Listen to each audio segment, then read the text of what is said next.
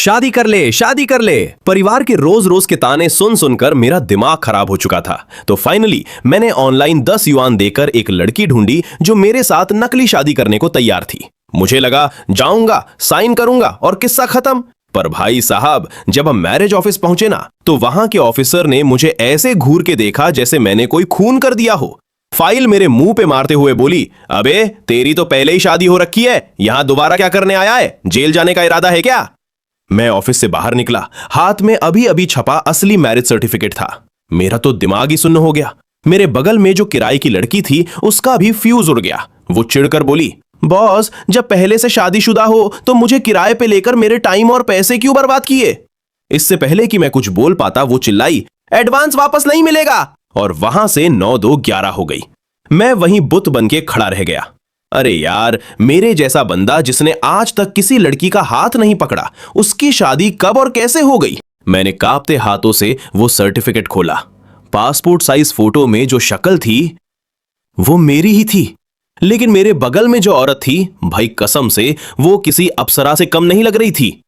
उसका नाम लिखा था थाम हूसो। पर सच बता रहा हूं, मैंने इस बंदी को अपनी पूरी लाइफ में कभी नहीं देखा था। मैंने फटाक से फोन निकाला, सर्टिफिकेट की फोटो खींची और अपने एक सीक्रेट कॉन्टैक्ट को भेज दी, जिसकी प्रोफाइल पिक्चर पूरी काली थी। साथ में बस इतना लिखा, पता लगाओ ये बंदी कौन है। उधर से 1 सेकेंड में रिप्लाई आया, समझ गया बॉस। मैंने दिल की धड़कन को कंट्रोल किया, अपनी खटारा इलेक्ट्रिक बाइक उठाई और शहर के सबसे वीआईपी इलाके में उस आलीशान हवेली की तरफ निकल पड़ा। जैसे ही मैंने बाइक पार्क की, नौकरानियों की पंचायत शुरू हो गई। अरे ये कौन है तो बड़ा हैंडसम। दूसरी बोली, चुप कर, ये इस घर का वो नाजायज बेटा है जिसे घर वालों ने कभी नहीं अपनाया। इसकी मां ने जबरदस्ती इस घर में एंट्री ली थी। ये लड़का तो मिडिल स्कूल से ही घर छोड़ गया था, पता नहीं आज किस बेशर्मी से वापस आ गया। मैंने इग्नोर मारा और सीधा अंदर चला गया। लिविंग रूम के गेट पर मेरी सगी मां मेरा ही वेट कर रही थी। मुझे देखते ही न कोई हालचाल न प्यार, सीधा मेरा हाथ पकड़ा और सीढ़ियों से ऊपर खींचते हुए बोली, चल पहले अपने भाई से मिल, और हां, ले आया मैरिज सर्टिफिकेट? मैंने ठंडे दिमाग से बोला, हां ले लिया। उसने एक चैन की सांस ली और बोली, सही है, अब अपनी औकात में रहना। थाम, हां तेरे भाई की मंगेतर है। उस जैसी अमीर लड़की तेरे जैसे नाजायज औलाद के बस की नहीं है। ऊंचे ख्वाब मत देखना, सिर्फ तेरा भाई ही उसके लायक है। मुझे अंदर ही अंदर हंसी आ रही थी। सच तो यह था कि उस थामहान ने कॉलेज के 4 साल तक पागलों की तरह मेरे पीछे लाइन मारी थी, लेकिन ग्रेजुएशन वाले दिन वो मेरे सगे भाई के साथ बिस्तर पर थी। मेरी मां ने आनन फानन में मुझे किसी भी ऐरी गैरी लड़की से शादी करने पर मजबूर कर दिया, ताकि मैं उस थामहान से पूरी तरह दूर हो जाऊं। बचपन से यही होता आया था। जब भी मेरे और मेरे भाई के बीच कोई बात फंसी, मेरी मां ने हमेशा मेरी ही बलि चढ़ाई। मैंने उसे घूर के देखा और बोला, देख, ये आखिरी बार था। तूने मुझे पैदा किया, ये शादी करके मैंने तेरा वो कर्ज चुका दिया। आज के बाद मेरा तेरा कोई लेना देना नहीं। पर उसे क्या फर्क पड़ना था, वो तो उतावली हो रही थी। हाँ पता है, चल अब तेरे भाई के कमरे में। अंदर घुसे तो मेरा भाई मुझे देखकर एक फेक स्माइल मारते हुए बोला, अरे तू यहां कैसे? मैं कुछ बोलता उससे पहले ही मेरी मां चहक उठी, बेटा इसकी आज शादी हो गई है। मेरे भाई ने झूठी हैरानी दिखाई, अरे वाह, इतनी जल्दी? कैसी है लड़की, क्या थामहान के सामने टिक पाएगी? मेरी मां जोर से हंसी, अरे खाक टिक पाएगी। पूरे शहर में थाम परिवार की लड़की से ऊपर कोई है क्या? इसे कोई ढंग की लड़की थोड़ी मिलेगी। पक्का सड़क से किसी सस्ती और आवारा लड़की को उठा लाया होगा। इसे खुद शर्म आ रही होगी उसे यहां लाने में। कहीं उस भिखारन को देखकर तेरी आंखें ना गंदी हो जाए। मेरा भाई मजे लेते हुए बोला, ऐसा मत कहो मां, मेरा भाई हैंडसम बहुत है, वरना थामहान इसके पीछे 4 साल तक थोड़ी भागती। मेरी मां ने मुंह सिकुड़कर कहा, हैंडसम होने से क्या होता है, औकात भी तो होनी चाहिए। थाम परिवार की लड़की ने तो बस इसे एक खिलौना समझा था, असली राजा बेटा तो तू ही है मेरा। मैं चुपचाप सुनता रहा। सर्टिफिकेट वाली बंदी की शक्ल और रुतबा आवारा तो कहीं से नहीं लग रहा था, पर मैं इनसे बहस क्यों करूं? तभी मेरे भाई ने अपनी महंगी घड़ी पहनी और जूते पहनने के लिए झुकने लगा, पर उसकी शर्ट इतनी टाइट थी कि उससे झुका नहीं जा रहा था। उसने मेरी तरफ देखकर एक स्माइल दी और मेरी मां ने मुझे जोर का धक्का मारा, अरे निकम्मे, अंधा है क्या? तेरे भाई से झुका नहीं जा रहा, जा जल्दी से उसके पैरों में बैठ और उसे जूते पहना। मेरी आंखों में गुस्सा आ गया। मैंने सीधा बोला, खुद पहना ले। मेरी मां आग बबूला हो गई। तेरी हिम्मत कैसे हुई? तू सोचता है सरक छाप लड़की से शादी करके तू कोई नवाब बन गया? आगे चल के खाना तो तुझे हमारे ही टुकड़ों पे है। आज अगर तू अपने भाई को खुश नहीं करेगा ना, तो कल को तू और तेरी वो भिखारन बीवी दोनों इसके सामने घुटनों के बल भीख मांगोगे। मैं उसे सुनाने ही वाला था कि अचानक कमरे के दरवाजे पर मेरे पिता आ गए। वो पसीने से तरबतर और घबराए हुए थे। अरे तुम लोग यहां क्या चीख चिल्ला रहे हो? घर में एक बहुत बड़ा वीआईपी मेहमान आने वाला है। मेरी मां ने तुरंत मेरी चुगली शुरू कर दी। सब इस नालायक की वजह से है। आज शादी क्या कर ली? इसके तो पर निकल आए हैं। मेरे पिता ने मेरी तरफ देखा। शादी हो गई? कहां है सर्टिफिकेट? दिखा मुझे। मैंने जैसे ही अपनी जेब से वो पर्चा निकाला, मेरी मां ने चील की तरफ झपट्टा मारा और उसे मेरे हाथ से छीन लिया। ला, मैं भी तो देखूं कि तेरे जैसे कमीने की बीवी का नाम आखिर है क्या? तभी मेरे भाई ने पूछा, पिताजी, ऐसा कौन वीआईपी आ रहा है जिसकी वजह से आप इतने टेंशन में हो? मेरे पिता के चेहरे पर एक अजीब सा खौफ और इज्जत आ गई। उन्होंने कांपती आवाज में कहा, थाम हुसो। ये नाम सुनते ही मेरे तो होश उड़ गए। मेरे पिता ने हम सब की शक्लें देखी और सीना चौड़ा करके बोले, तुम लोग उसे नहीं जानते। वो तुम्हारी मंगेतर की छोटी मौसी है। सिर्फ 28 साल की है, लेकिन आज के टाइम में पूरे थाम परिवार और उनके सारे बिजनेस की असली बॉस वही है। मेरी मां की आंखें फटी की फटी रह गईं। मतलब वो थाम हां से भी ज्यादा पावरफुल है? मेरे पिता बोले, अरे बेवकूफ औरत, जो पूरे खानदान को चला रही है वो एक पोती से करोड़ों गुना ज्यादा अमीर और ताकतवर होगी। बस एक ही दिक्कत है, मिस थाम की शादी हो चुकी है। मैंने अपनी आंखें सिकोड़ी। शादी हो चुकी है? मतलब अगर मेरे सर्टिफिकेट वाली बंदी सच में वही है, तो मेरी सीक्रेट बीवी को अच्छे से पता है कि आज वो यहां क्यों आ रही है। मेरी मां का मुंह बन गया। यार, उसका पति कौन लकी इंसान है जिसकी किस्मत हमारे बेटे से भी अच्छी है? मेरे पिता ने सिर खुजाते हुए कहा, किसी को नहीं पता। वो और उसका पति कभी दुनिया के सामने नहीं आते। पता नहीं आज वो खुद चलकर हमारे घर क्यों आ रही है। मेरी मां फिर से चौड़ में आ गई। अरे पक्का हमारा बेटा इतना होशियार है कि वो खुद इसे आशीर्वाद देने आ रही होगी। ये बोलते ही मेरी मां ने मेरे हाथ से छीना हुआ मेरा मैरिज सर्टिफिकेट बिना खोले बिना देखे ही वापस मेरे सीने पर दे मारा और पागलों की तरह मेरे भाई को तैयार करने लगी। तभी नीचे से मैनेजर भागता हुआ आया। सर, थाम परिवार की गाड़ियां गेट पर आ चुकी हैं। मेरे पिता दौड़ते हुए नीचे जाने लगे, पर जाते जाते मुझसे बोले, तू भी बहुत दिन बाद आया है, मेहमानों को देखकर ही जाना। मैंने अपना मैरिज सर्टिफिकेट वापस जेब में डाला और मेरे चेहरे पर एक खतरनाक स्माइल आ गई। मैंने धीरे से कहा, हां, मैं भी तो देखना चाहता हूं कि आखिर मेरी ये थाम हुसो है कौन। उस कमरे में मेरी मां मेरे भाई को ऐसे देख रही थी जैसे दुनिया का राजा वही हो। उन बेवकूफों को यह भनक तक नहीं थी कि जिस औरत के पैरों की धूल चाटने के लिए वो नीचे भाग रहे हैं, वो नीचे खड़ी औरत उनके इसी नालायक बेटे की कानूनी बीवी है। 20 साल पहले अगर मेरे पिता की असली पत्नी यानी मैडम लाम बीच में ना आई होती, तो मेरी इस मां की शादी मेरे पिता से हो गई होती। इसी जलन और नफरत में अंधी होकर मेरी इस मां ने एक बहुत बड़ा कांड किया था। जिस दिन मैडम लाम ने अस्पताल में बच्चे को जन्म दिया, ठीक उसी दिन इस औरत ने भी बच्चा पैदा किया और फिर इसने दोनों बच्चों की अदला बदली कर दी। हाँ भाई, सही सुना तुमने। आज जो ये मेरा भाई इस घर का युवा वारिस बना बैठा है ना, असलियत में वो नाजायज है। और मैं, जिसे ये लोग दिन रात नाजायज और सड़क छाप कहकर जलील करते हैं, मैं इस खानदान का असली वारिस हूं। खैर, मैं नीचे आया और सीढ़ियों के पास एक कोने में टिक कर खड़ा हो गया। मेरी नजरें मेन गेट पर ही गड़ी थी। तभी मैंने देखा 2 नौकरानियां मैडम लाम यानी मेरी असली मां को सहारा देकर धीरे धीरे नीचे ला रही थी। उन्होंने एक बहुत ही सुंदर पर्पल कलर की चाइनीज ड्रेस पहन रखी थी। वो बहुत कमजोर लग रही थी, लेकिन उनके चेहरे का वो शाही रुतबा और ग्रेस आज भी कायम था। एक नौकरानी ने धीरे से कहा, मैडम, आपकी तबीयत ठीक नहीं है, आपको नीचे नहीं आना चाहिए था।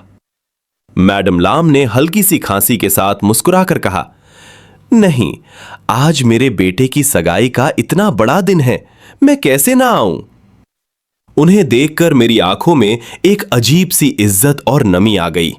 मुझे अंदर ही अंदर हंसी भी आ रही थी। इस पूरे घटिया खानदान में सिर्फ वही एक इंसान थी जिन्होंने मुझे कभी इंसान समझा। तुम्हें पता है, जब मैं छोटा था तो मेरी वो नकली मां मुझे अक्सर कमरों में बंद करके भूखा रखती थी। एक दिन मैडम लाम ने मुझे उस हालत में देख लिया। उस दिन के बाद से लगातार 12 सालों तक वो रोज छुपकर बगीचे में आती और मेरे लिए खाना छोड़ जाती थीं। अगर वो फरिश्ता ना होती तो तुम्हारा भाई कब का ऊपर जा चुका होता। मैं उन्हें खांसते हुए आगे बढ़ते देख ही रहा था कि तभी बाहर अचानक तगड़ा शोर मच गया। थाम परिवार की एंट्री हो चुकी थी। मेरे पिता और मैडम लाम तुरंत दरवाजे पर उनके स्वागत के लिए पहुंच गए। कुछ दुआ सलाम हुई और फिर वो दोनों साइड हट गए और फिर लोगों के एक बड़े से हुजूम के साथ वो हॉल के अंदर दाखिल हुई। मेरी नजरें सीधा उस पर जाकर लॉक हो गईं। थाम हुसो, भाई साहब, वो उस पासपोर्ट साइज फोटो से भी 1000 गुना ज्यादा खूबसूरत थी। उसके आसपास का ऑरा इतना ठंडा और पावरफुल था कि कोई उसके सामने नजरें नहीं उठा सकता था। जैसे ही वो अंदर आई, उसे तुरंत फील हो गया कि कोई उसे घूर रहा है। उसने झटके से मेरी तरफ देखा। उसकी वो तेज कातिलाना नजर, कसम से 1 सेकंड के लिए तो मेरी धड़कन ही रुक गई। मैं उसकी आंखों में पढ़ने की कोशिश कर रहा था कि क्या वो मुझे पहचानती है, लेकिन उसने तुरंत अपनी नजरें ऐसे हटा ली जैसे मैं कोई हवा हूं। मेरा दिमाग और घूम गया। क्या चक्कर है भाई, ये मुझे जानती भी है या नहीं? तभी मेरे पिता ने एकदम मक्खन लगाते हुए बत्ती सी दिखाकर पूछा, मिस थाम, आपके पतिदेव नजर नहीं आ रहे? क्या वे आपके साथ नहीं आए? ये सुनते ही मैंने नोटिस किया, थाम हुसो ने एक माइक्रो सेकंड के लिए फिर से मेरी तरफ हल्की सी तिरछी नजर डाली और एकदम शांत आवाज में बोली, उनका यहां आना ठीक नहीं था। इसके बाद सारे चमचे उन्हें घेर कर ड्राइंग रूम की तरफ ले गए। उनके पीछे पीछे वो थाम हा भी आ रही थी। आज उसने भारी भरकम गाउन पहन रखा था। उसने मेरी तरफ देखा तक नहीं, पूरे रास्ते बस मेरे भाई से चिपककर दांत फाड़ रही थी। मुझे भी क्या, भाड़ में जाए। मैं वहीं कोने में चुपचाप खड़ा था कि तभी मेरी वो नकली मां पीछे से आई और उसने मेरा हाथ कसकर दबोच लिया। सांप की तरह फुफकारते हुए बोली, तू अभी तक यहां क्या कर रहा है बेशरम? क्या तू अब भी थामहा को नहीं भूला है? दिमाग में बैठा ले, अब वो तेरी भाभी है। मैंने झटके से उसका हाथ छिटका और एक तगड़ी स्माइल मारते हुए बोला, चिल करो, मुझे किसी कबाब में हड्डी बनने का कोई शौक नहीं है। वो तो तुम्हारे मिस्टर लाम ने मुझे रुककर पार्टी एंजॉय करने को कहा है। जिस दिन से मुझे बच्चों की अदला बदली का सच पता चला था, मैंने उन्हें पिता बोलना छोड़ दिया था, सिर्फ मिस्टर लाम कहता था। यह सुनकर वो बुढ़िया गुस्से से लाल हो गई, दांत पीसते हुए बोली, अबे वो तो बस फॉर्मेलिटी कर रहे थे और तूने सच मान लिया। अपनी औकात देख। आज के दिन मैं खुद ज्यादा मेहमानों के सामने नहीं आती कि कहीं परिवार की बेइज्जती ना हो जाए, और तू एक नाजायज औलाद होकर ऊपर वीआईपी लोगों के साथ खाना खाएगा। अभी के अभी यहां से निकल जा। मेरा पारा हाई हो रहा था। मैं उसे सुनाने ही वाला था कि तभी मेरी नजर बैल्कनी की तरफ गई।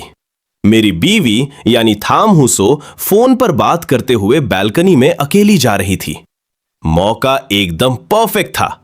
मैंने उस बुढ़िया को वहीं बड़बड़ाते हुए छोड़ा और सीधा बैल्कनी की तरफ निकल लिया। जैसे ही मैं उसके ठीक पीछे पहुंचा, उसने फोन काटा और पीछे मुड़ी।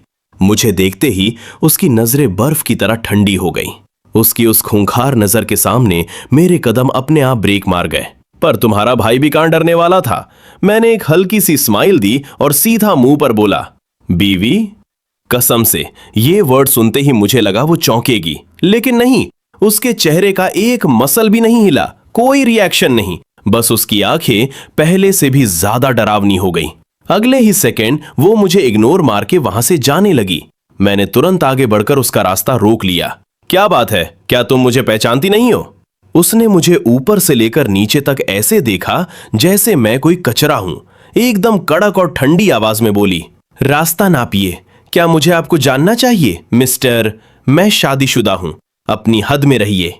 मेरा दिमाग सुन्न हो गया।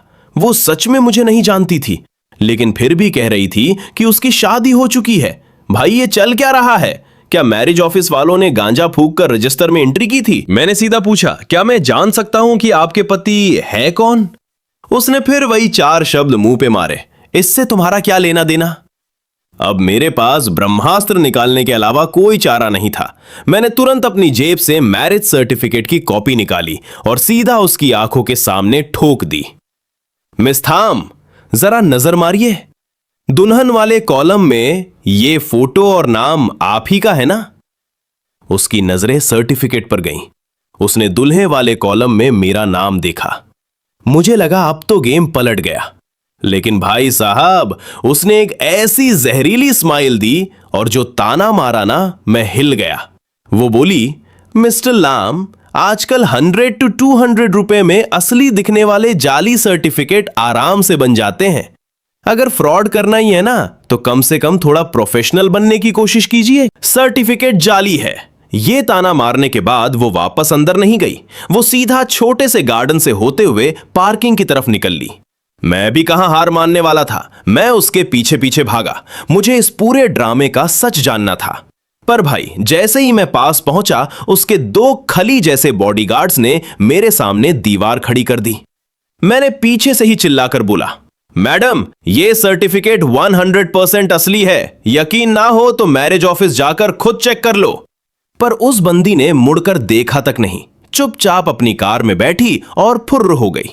उसकी असिस्टेंट वहीं रुक गई। खैर, मैं वापस अंदर आया और पता है वहां क्या कांड चल रहा था। मेरे उस सगे भाई ने मुझे उस बंदी के पीछे भागते हुए देख लिया था। उसकी आंखों में एक अलग ही कमीनी चमक आ गई थी। अंदर मेरे पिताजी की हवा टाइट थी। वो पसीने पोंछते हुए पूछ रहे थे, मिस थाम अचानक क्यों चली गई? क्या हमसे कोई गलती हो गई?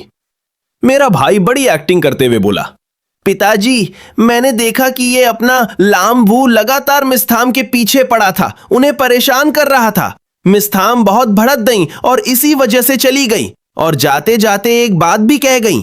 उन्होंने कहा है कि अपने परिवार वालों को तमीज सिखाओ। अगर लामबू ऐसी ही बदतमीजी करेगा तो थाम परिवार को लगेगा कि हमारे खानदान की परवरिश ही घटिया है। भाई साहब, ये सुनते ही मेरे पिता का चेहरा तो ऐसा हो गया जैसे किसी ने उनका खून चूस लिया हो, एकदम सफेद। उधर मुझे इन लोगों के ड्रामे से कोई मतलब नहीं था। मैं अपनी खटारा इलेक्ट्रिक बाइक पे था, इसलिए उसकी वीआईपी कार का पीछा तो कर नहीं पाया। दिमाग वैसे ही खराब था कि तभी मेरा फोन बजा।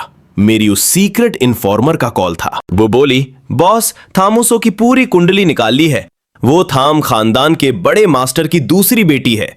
बचपन से ही एकदम रोबोट जैसी, बिना इमोशन वाली थी, इसलिए उसे बचपन में ही विदेश भेज दिया गया था। सबको लगता था कि प्रॉपर्टी थाम मेरी एक्स टॉकर के बाप को मिलेगी, लेकिन पिछले ही हफ्ते ये थामहुसो वापस आई और पता नहीं ऐसा क्या गेम खेला कि सीधे बड़े मास्टर को कुर्सी से उतार दिया। आज की डेट में पूरे थाम ग्रुप की इकलौती बॉस वही है। मैंने गहरी सांस ली और बोला, ठीक है, उसका नंबर और डेली रूटीन मुझे भेज, मैं खुद उससे जाकर मिलूंगा। फोन कटा और मैंने अपना माथा पकड़ लिया। भाई, ये तो कुछ ज्यादा ही बड़ी हस्ती निकल गई। आज उसे सरेआम बीवी नहीं बोलना चाहिए था, पक्का भड़क गई होगी।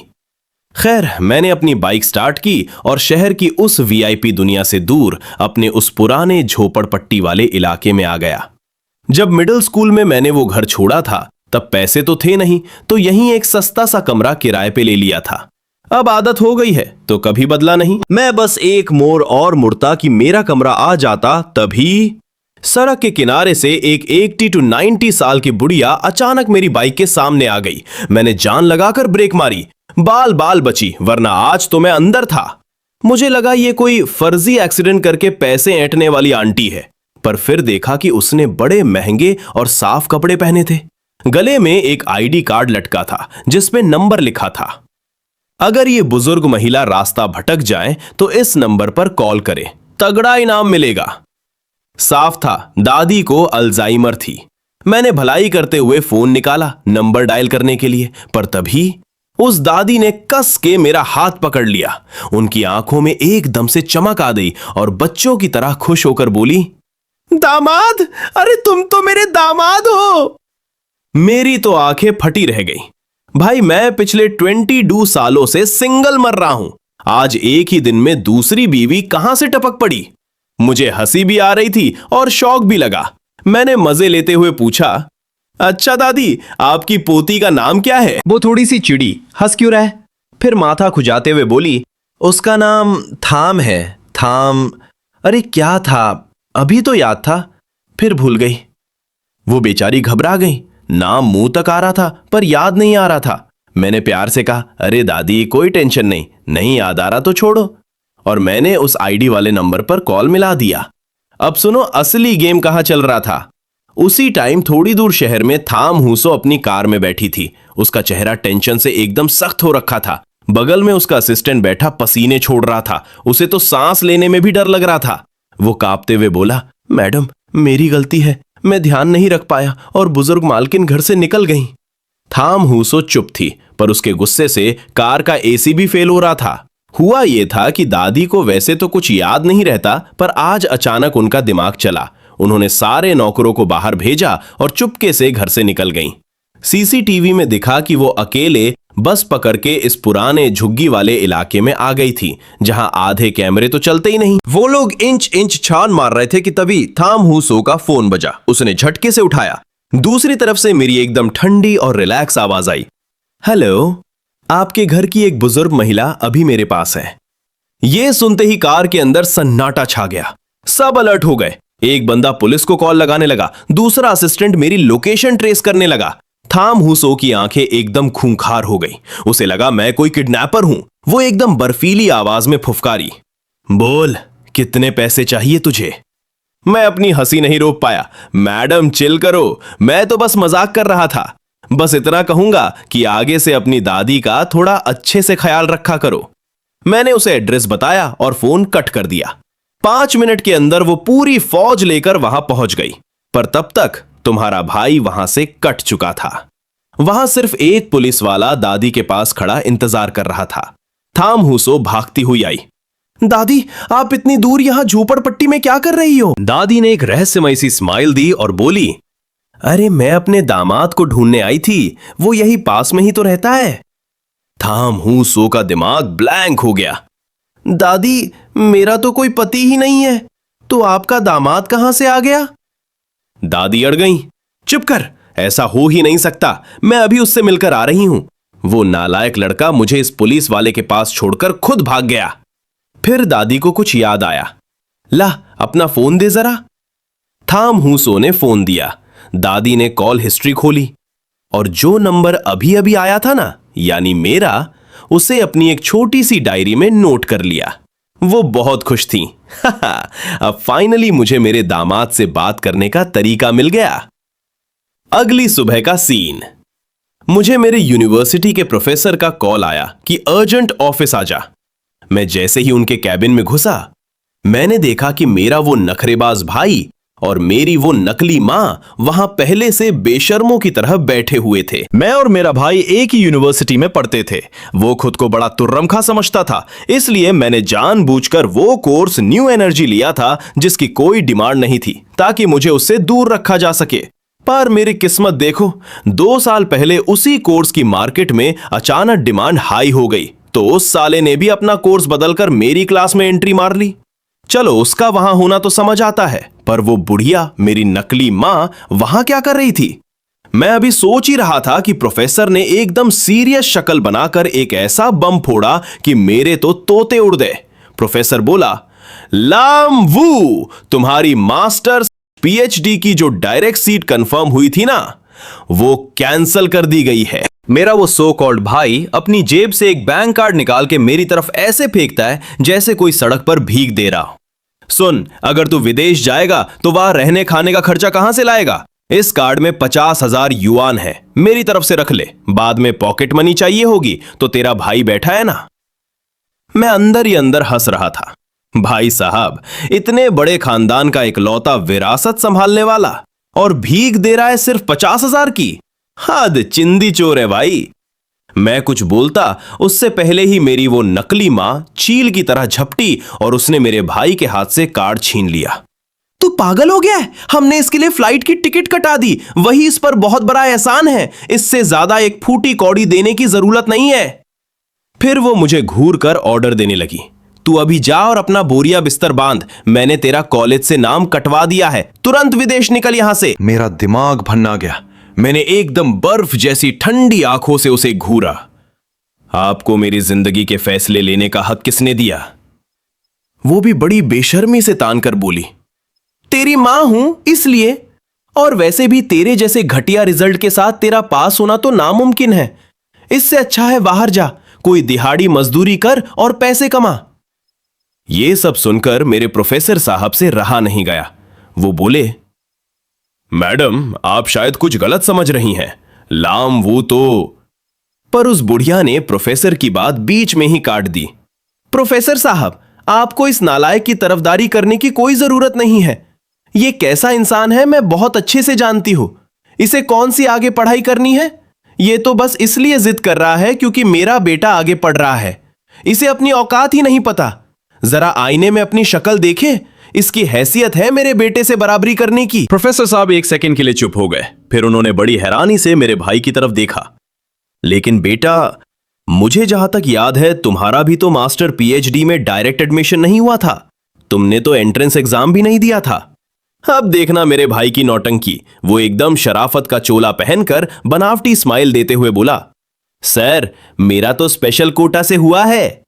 जब प्रोफेसर ने हैरानी दिखाई तो साले ने एक ऐसी लंबी फेंकी कि मेरे तोते उड़ गए। वो बोला, दरअसल सर डॉक्टर वू का जो नया क्लीन फ्यूल प्रोजेक्ट हिट हुआ है ना, और उन्हें जो डॉक्टरेट की डिग्री मिली है उसी बेस पर मेरा एडमिशन हुआ है। भाई कसम से मैं वहीं खड़ा खड़ा शौक में चला गया। डॉक्टर वू? अबे साले वो डॉक्टर वू कोई और नहीं, मैं खुद हूं। और मुझे ही नहीं पता कि मैंने इस गधे को अपने नाम पर स्पेशल एडमिशन दे दिया।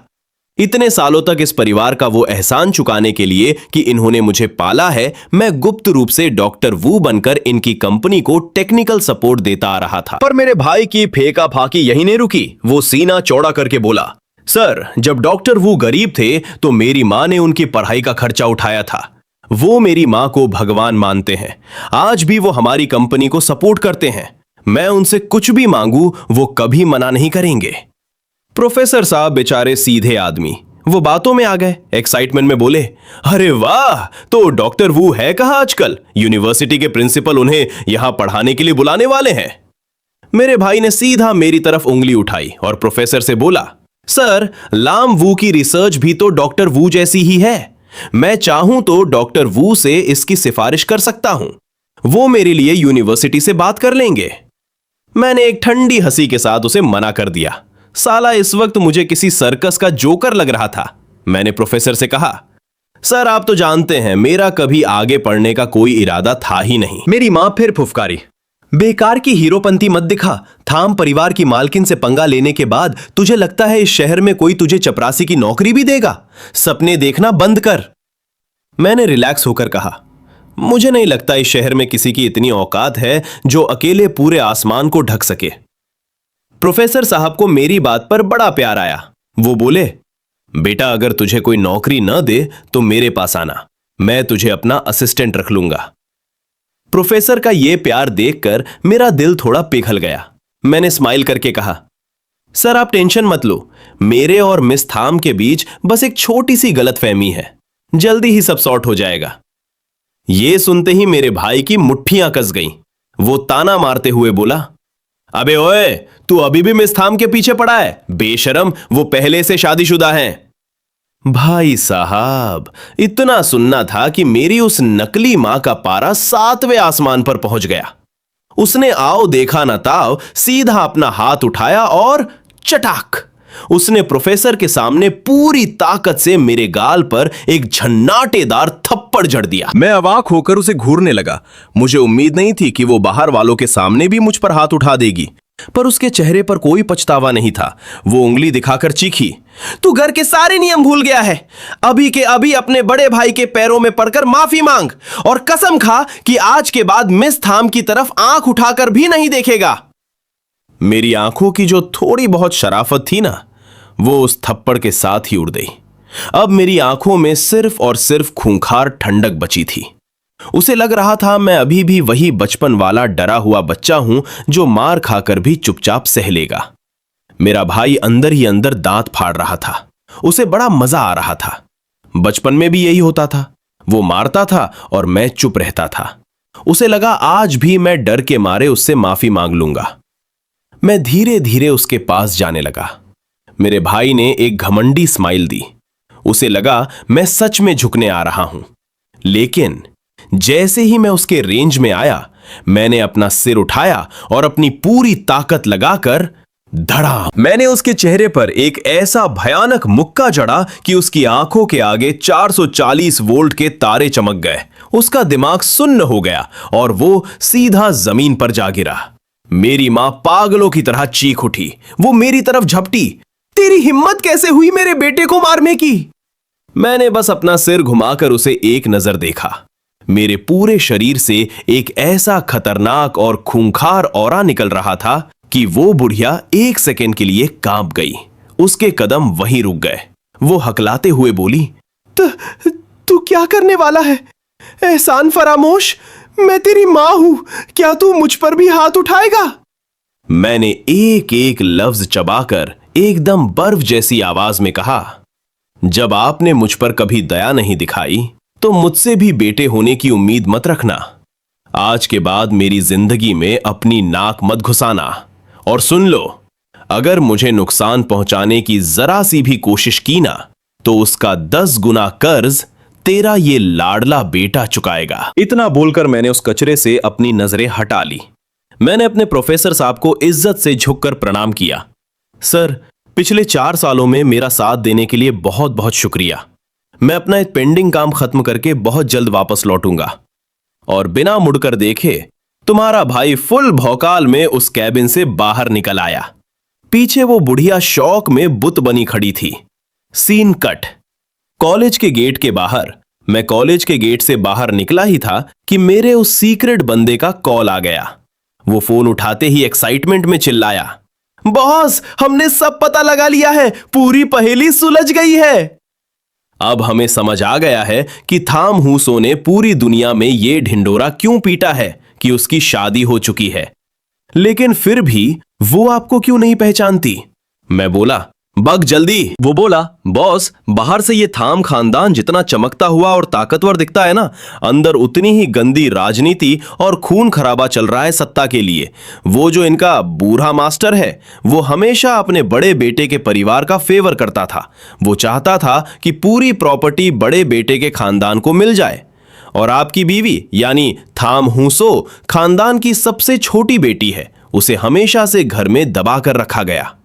मुझे उस दिन अपने इन्फॉर्मर से पता चला कि कुछ साल पहले उस बुढ़े मास्टर शेन परिवार का दादा ने शेन यूसो मेरी बीवी के लिए कुछ एकदम घटिया और निकम्मे लड़के ढूंढे थे। वो बुढ़ा बस उसका इस्तेमाल करके दूसरी कंपनियों के साथ पॉलिटिकल शादी करना चाहता था। बात इतनी बिगड़ गई थी कि संभालना मुश्किल हो गया। तब जाकर शेन यूसो ने गेम खेला। उसने पूरे खानदान के सामने ऐलान कर दिया कि वो पहले ही एक नॉर्मल से आदमी के साथ शादी रजिस्टर कर चुकी है। तब जाकर बुढ़ा शांत हुआ। पर कहानी में झोल ये था कि उसका वो सो कॉल्ड पति आज तक कभी दुनिया के सामने नहीं आया, किसी पार्टी में नहीं, किसी फंक्शन में नहीं। मेरे इन्फॉर्मर ने एकदम सस्पेंस बनाते हुए कहा, बॉस, इसका मतलब सिर्फ एक ही हो सकता है। मैं बोला, हाँ, मैं समझ गया, तू बस मुझे उसका डेली रूटीन और कांटेक्ट भेज। वो बोला, बॉस, उसका नंबर तो एकदम सीक्रेट है और वो हमेशा बॉडीगार्ड्स के बीच रहती है। आप उस तक पहुंचेंगे कैसे? क्या जबरदस्ती घुसने का प्लान है? मैंने हल्की सी स्माइल दी और फोन काट दिया। Scene cut. शेन ग्रुप का हेड ऑफिस। मैं एक कुरियर वाले की लाल रंग की यूनिफॉर्म पहने हाथ में एक बड़ा सा पार्सल लिए शेन ग्रुप की बिल्डिंग में घुस गया। सीधा रिसेप्शन पे जाकर बोला, मिस शेन का पर्सनल पार्सल है, उनके खुद के साइन चाहिए होंगे। उसने ऊपर कॉल किया, परमिशन मिली और मैं सीधा वीआईपी लिफ्ट से सबसे ऊपर 88वें फ्लोर पर पहुंच गया। बाहर निकलते ही मेरी आंखें फटी रह गई। भाई साहब, पूरा फ्लोर एक सेक्रेटरी डिपार्टमेंट था।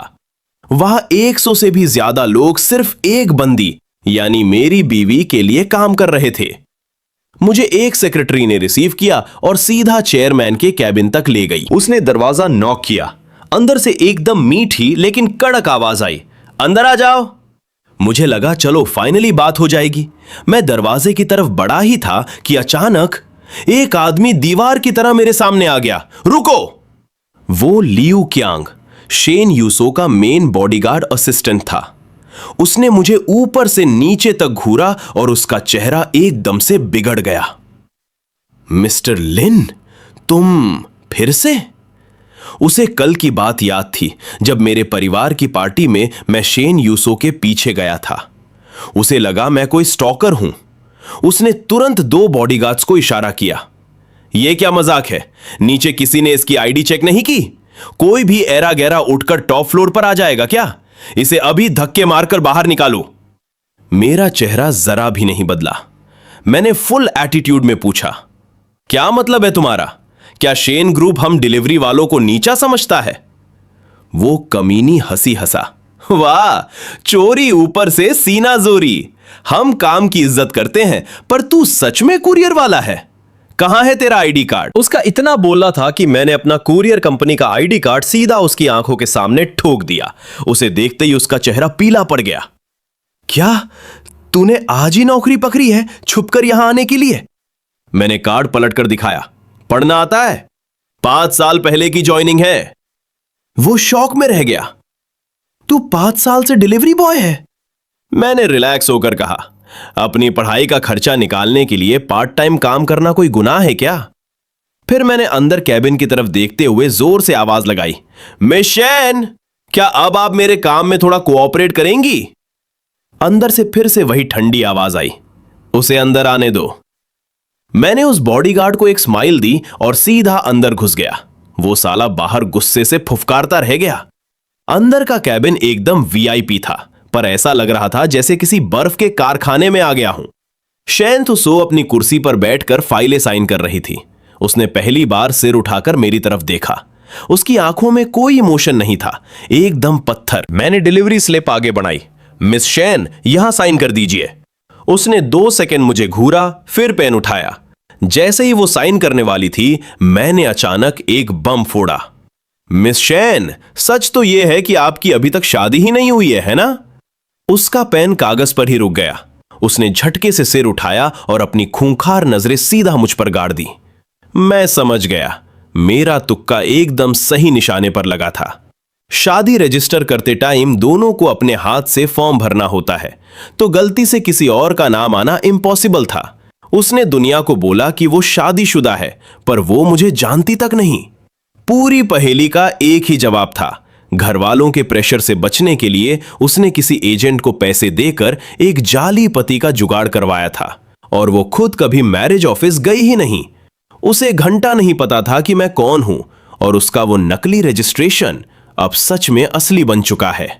मैंने सीरियस होकर कहा, मिस शेन, आपको लग रहा होगा मैं पागल हूं, पर सच ये है कि कागजों पर हम दोनों की सच में शादी हो चुकी है। शेन यूसो एकदम रिलैक्स होकर कुर्सी पर पीछे टिकी।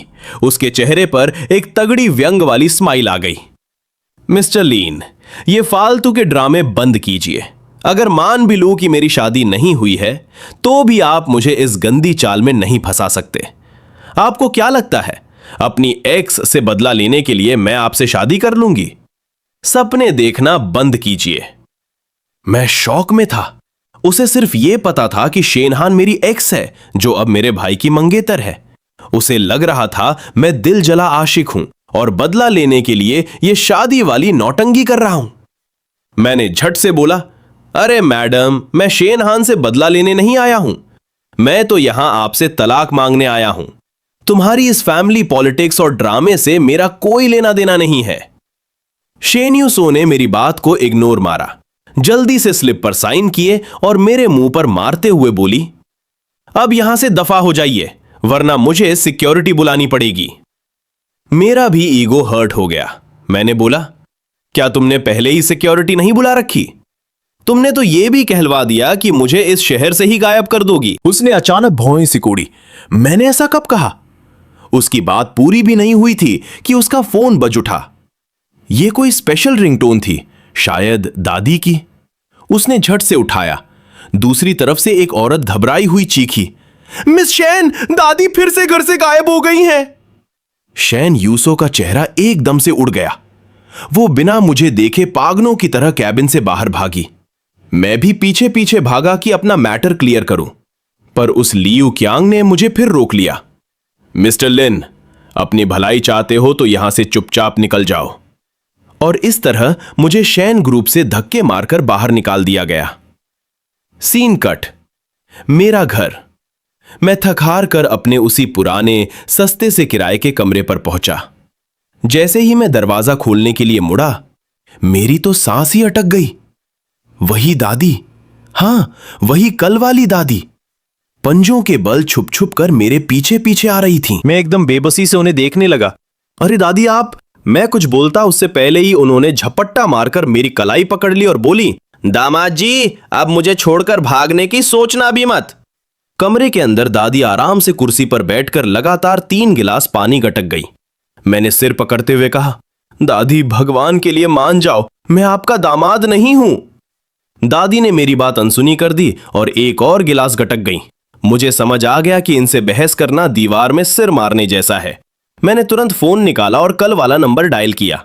सिर्फ 1 घंटी बजी और उधर से फोन उठ गया। हेलो। उधर से जो आवाज आई वो जानी पहचानी लग रही थी। मैं कुछ बोलने ही वाला था कि दादी ने मेरे हाथ से फोन छीन लिया। उधर शैन यूसो अपनी पूरी फौज लेकर दादी को ढूंढ रही थी। वो बाहर से शांत थी पर अंदर से उसकी हवा टाइट थी। दादी 87 साल की थी और उनकी हालत कभी भी बिगड़ सकती थी। जैसे ही मेरा कॉल गया उसने उठाया और उधर से दादी की फुल जोश वाली आवाज आई, अरे पगली, मुझे लेने मत आना, मैं अभी अपने दामाद के साथ मजे में हूं। ये उसी लड़के का नंबर है, कल वाले का। शेन यूसो का दिमाग सुन्न हो गया। मतलब दादी फिर से उसी लड़के यानी मेरे घर पहुंच गईं।